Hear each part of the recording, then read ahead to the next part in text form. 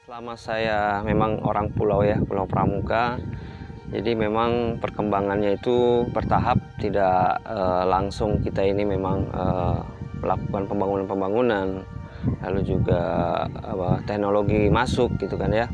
Dan waktu saya kecil itu memang Pulau Pramuka ini kita listrik aja minim, hampir ya kita kekurangan listrik ya, karena masih menggunakan pembangkit listrik tenaga dalam ya, jadi sangat minim dan kita hanya punya listrik itu hanya malam saja. Terkadang satu harian itu kita tidak ada listrik gitu. Pramuka itu kan dulunya Pulau Lang ya, artinya sejak ada perubahan dari pemerintah itu kan dulu juga banyak kegiatan pramuka yang memang katakanlah camping itu, bahkan di tahun berapa aku juga nggak ingat, ada kegiatan pramuka terbesar di Pramuka itu sendiri.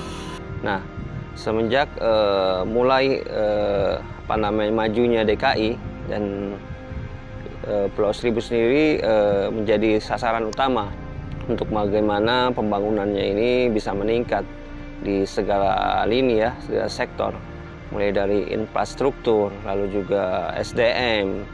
Nah itu memang sangat diperhatikan oleh pemerintahan Provinsi DKI Jakarta. Awalnya memang kan Pramuka itu kosong lah, artinya kosong lah, cuma ada berapa rumah dan penjaga pulau ini ada satu kepala keluarga.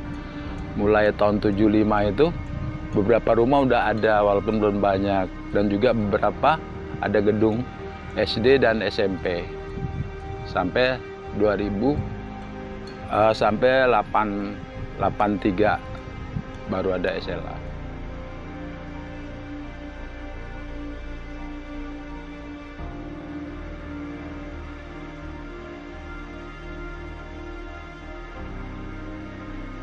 Perkenalkan, nama saya Linta Syafa Mazaya dari Fakultas Ilmu Administrasi jurusan Ilmu Administrasi Negara Angkatan 2020 sebagai Ketua Pelaksana dari Program Pengabdian Masyarakat di bawah Kemahasiswaan Universitas Indonesia yang berkolaborasi dengan BEMVIA yang bernama Restorasi Alam Kita atau sering disebut dengan RAKIT.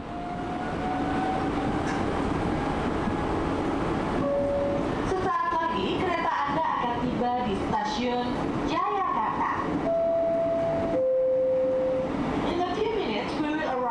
Jayakarta Station.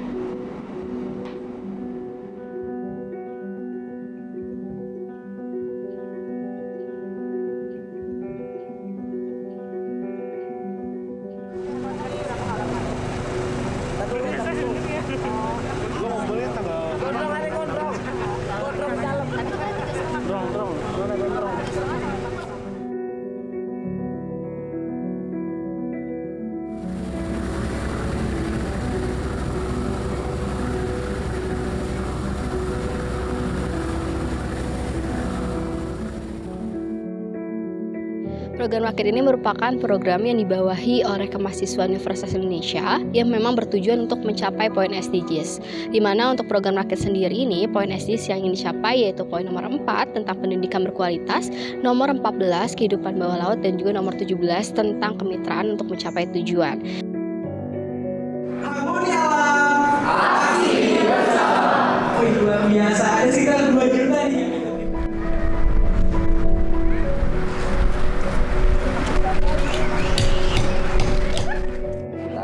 Mulai 2016 kalau saya bikinnya surat cedak, bikinnya surat menyurat kayak KTP segala macam. Itu di bawah 2016 itu kita masih di Jakarta, harus ke Jakarta, harus.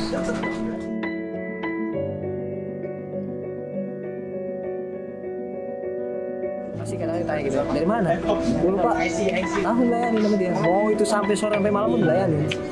Karena dia tahu proses kita buat kesana juga lama.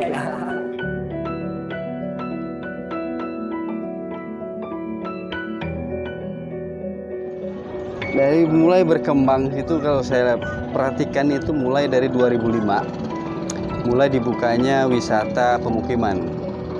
Wisata pemukiman mulai dibuka dari pelaku-pelaku usaha secara mandiri ya. Jadi bukan dari instansi sendiri, instansi hanya pendukung nih. Yang pendukung, oh ya ternyata bisa. Ya, Pulau Pramuka dijadikan wisata pemukiman karena kita berbasis pemukiman penduduk.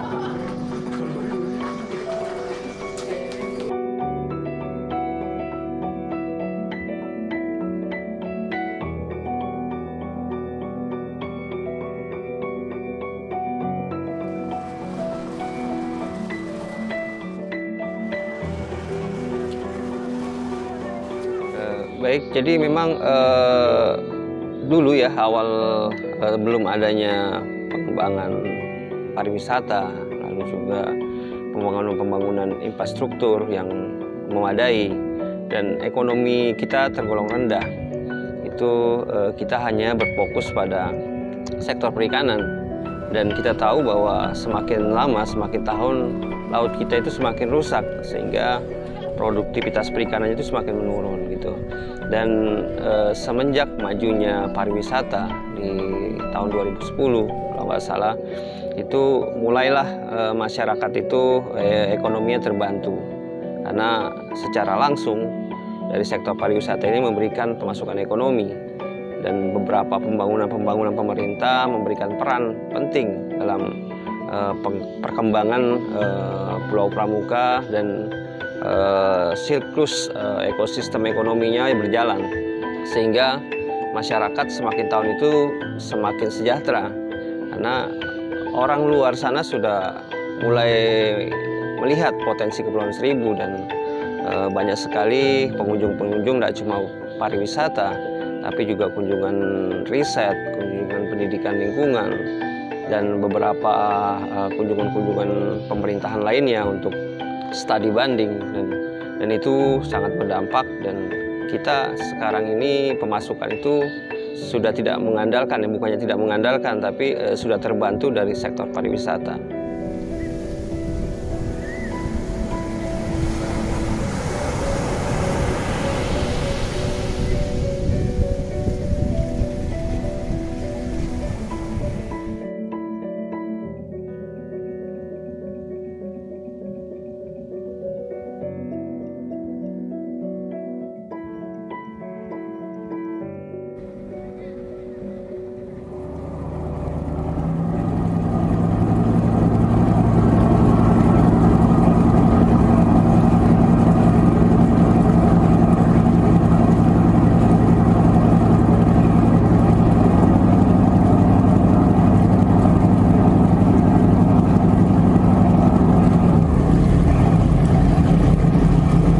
Jadi masyarakat Kepulauan Seribu, sepengetahuan saya semenjak saya kecil ya di Pulau Pramuka ini, memang pengetahuan lingkungan sangat rendah.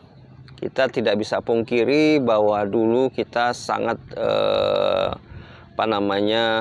tergantung oleh sektor sumber daya alam, dan orang tua kita dulu sebagai nelayan itu masih menggunakan alat-alat tangkap yang merusak seperti jaring boroami, potasium sianida, lalu juga ada bom ikan, pedagang karang. Dan ini menjadi kelemahan, dan di tahun-tahun sebelumnya itu memang kerusakan lingkungan itu sangat tinggi, sehingga itu menjadi ancaman ya sampai saat ini. Dan semakin tahun itu semakin besar ancaman kerusakannya dari aktivitas manusia.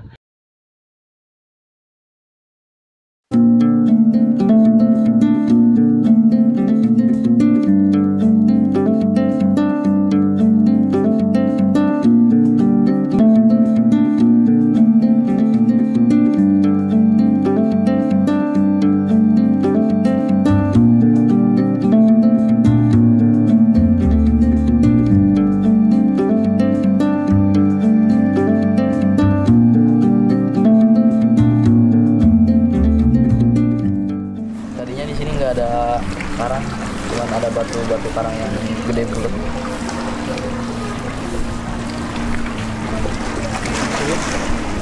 Ikan-ikan juga udah jarang. Sekarang udah ada karang, ikan-ikan gede juga biasanya suka ada sih. Lumba-lumba juga malah lebih kesering lewat.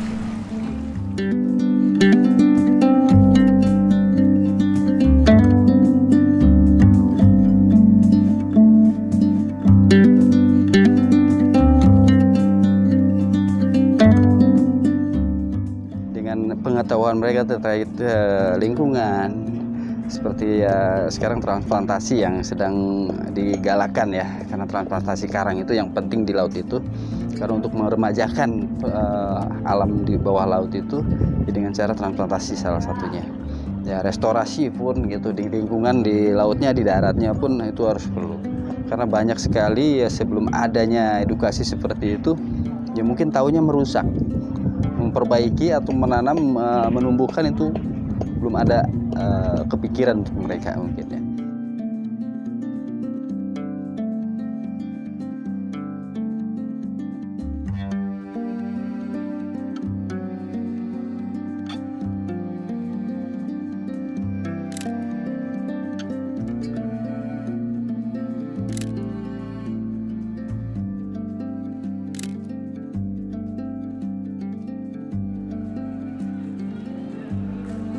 Zaman saya zaman dulu itu kita masyarakat itu masih membuang sampah tuh ke laut.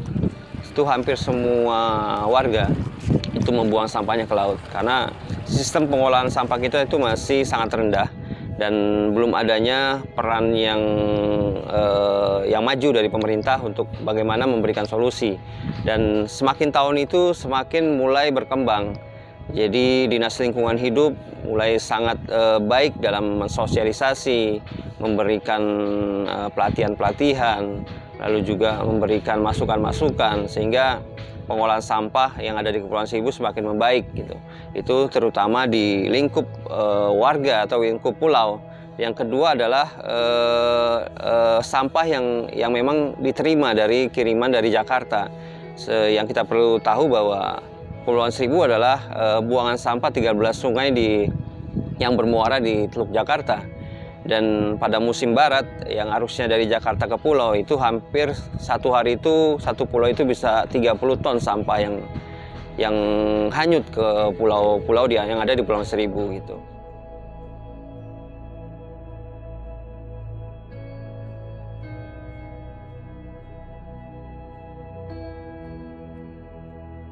Hutan mangrove yang ada di Pulau Pramuka itu sebenarnya dari tahun ke tahun bertambah ya luasan tutupannya. Karena memang kita semua stakeholder telah melakukan kegiatan-kegiatan penanaman dan memang mangrove-mangrove yang ada di Kepulauan Seribu itu tidak tumbuh alami, melainkan memang ditanam oleh pemerintah, oleh komunitas, perusahaan dan juga masyarakat ya.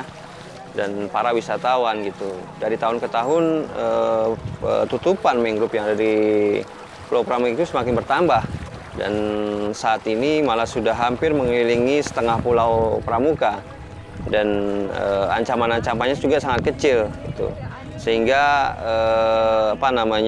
terbilang mangrove yang ada di Kepulauan Seribu ini sudah survive.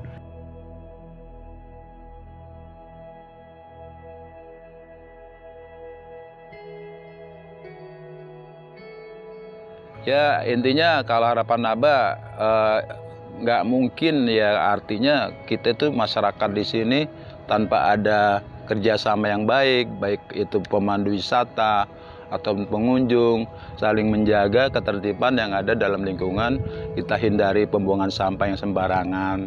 Itu memang sudah berjalan lah, artinya kalau kita lihat beberapa tahun kesiniin, alhamdulillah nggak ada lah yang pengunjung itu yang Abah bawa itu sekian ratus orang mungkin sembarangan, bahkan lebih jauh memperhatiin istilahnya daripada yang ini gitu. Harapan kami untuk para pengunjung yang ingin berkunjung ke Pulau Pramuka atau Pulau Seribu, tentunya kami berharap bahwa tidak hanya kunjungan tersebut tidak hanya untuk menikmati keindahan alam semata, tetapi bagaimana juga dapat berinvestasi bersama kepada alam, seperti menjaga lingkungan bersama, melakukan observasi terkait dengan kondisi lingkungan dan juga iklim yang sedang terjadi di sana, dan juga dapat menemukan solusi bersama untuk mengatasi hal tersebut.